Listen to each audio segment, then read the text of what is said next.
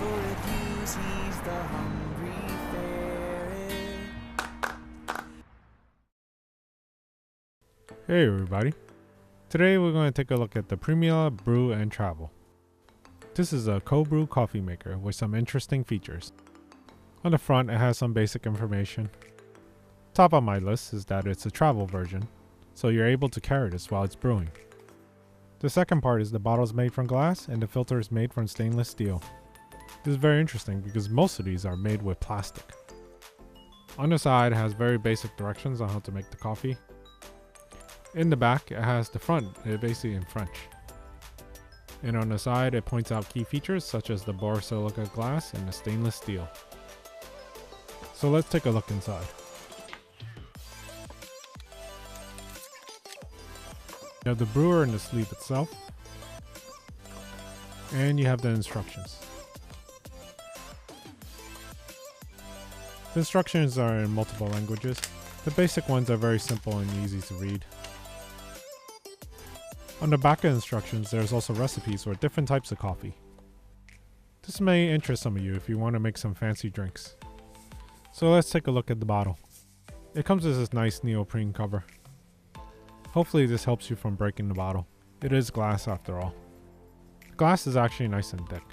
It's not super thin like the other fragile bottles I have seen in the past. They probably made it thicker for travel in mind. The top has the company logo on it.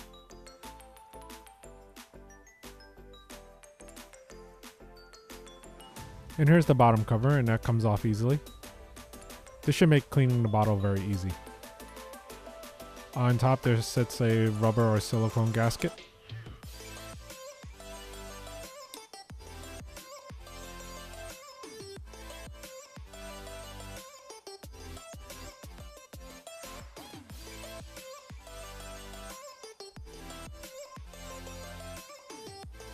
And this is the superfine filter basket.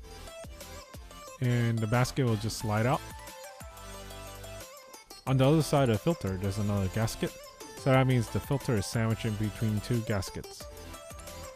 Hopefully this does a good job in preventing leaks. The glass on the bottle is actually very well made.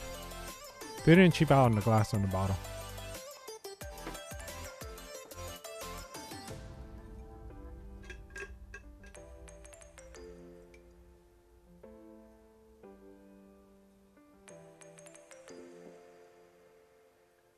And here's the lid to the bottle. From looking at it closely, there is an inner gasket and parts of it may actually be plastic. Let's take a closer look at the filter. It's a really super fine mesh.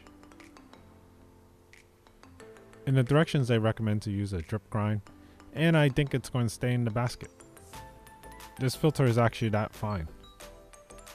Let's load up the filter basket with coffee. In the directions it says to put 3/4 full, which I'm going to say is about this much.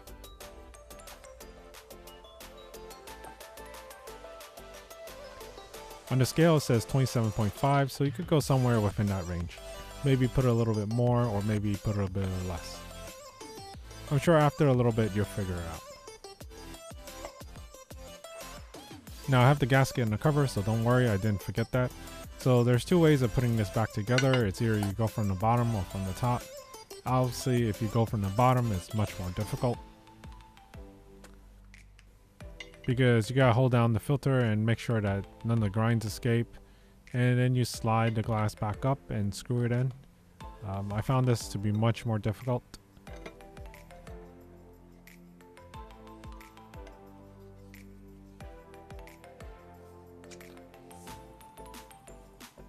The easier way is to actually flip the bottle upside down and then put the filter basket in and then put the cover on.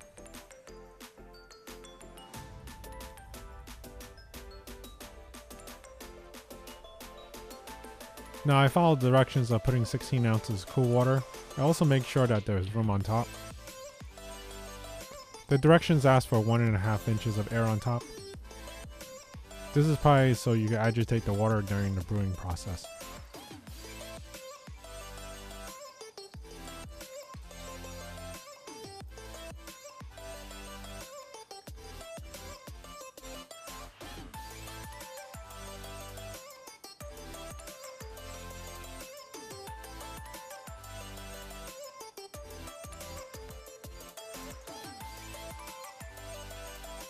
I came close to filling up all the way, I was just off by 0.1 ounce.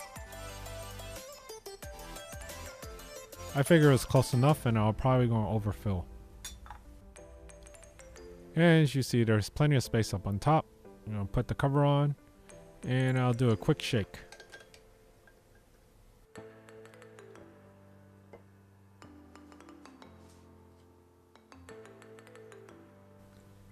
You see the liquid is starting to change color, so that's a good sign.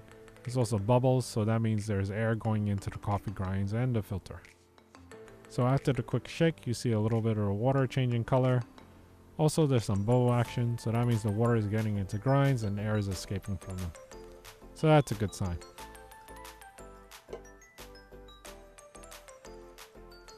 So the instruction says to brew for 12 to 24 hours and gently rock the bottle occasionally.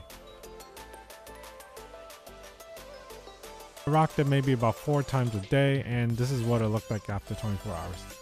The brew is totally too light. I decided to pour some out and to take a drink to see what it would taste like.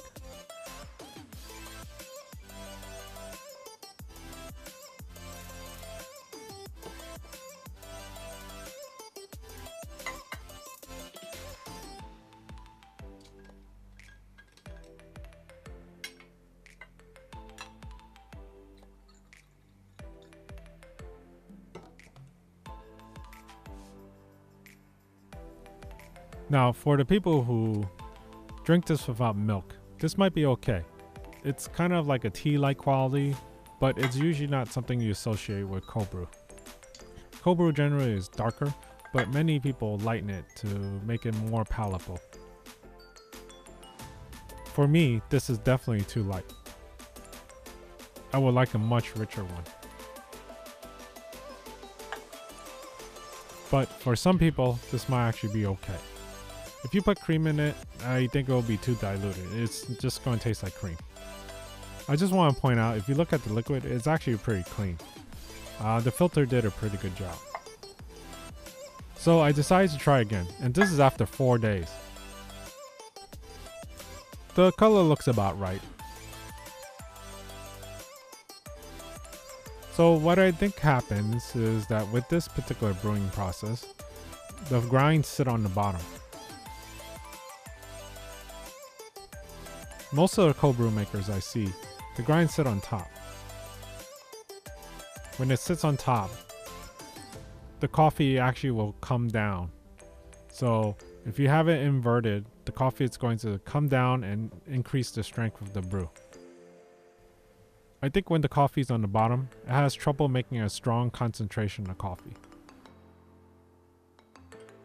But let's take a look at this and take a taste. So after taking the filter out, I tried to get as much liquid out as possible. This is what you're left with.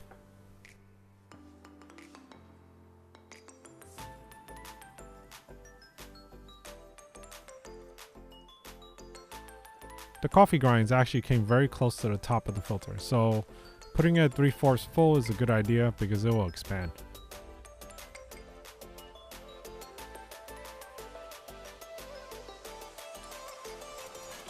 I'm going to pour out the entire content of the bottle except for a little bit on the bottom. This little bottom is very gritty, so I want to avoid drinking that. And from that, I yielded about 386 grams, which is not bad for the size of the maker.